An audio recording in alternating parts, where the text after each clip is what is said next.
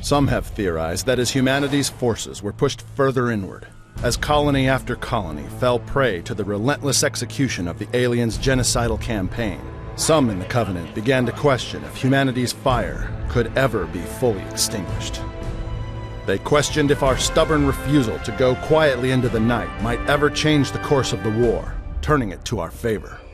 On world after world, our heroes stood their ground, fighting for every inch of soil, even as the fallout of nuclear winter smothered the very places we had once called home. Harvest, 2525, first contact. The Covenant's assault shocked us all, but it would be met with the steely resolve of Vice Admiral Preston Cole.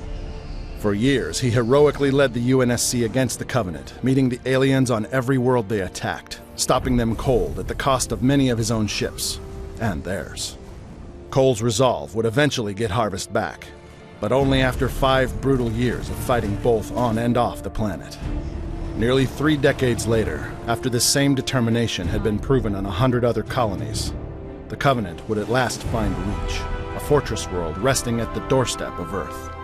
It was here that teams on the ground and in space would fight to their very last breath, fending off insurmountable odds in the hope that our homeworld would have more time, that our species' survival could be secured. On October 20th, 2552, the Covenant would arrive at Earth.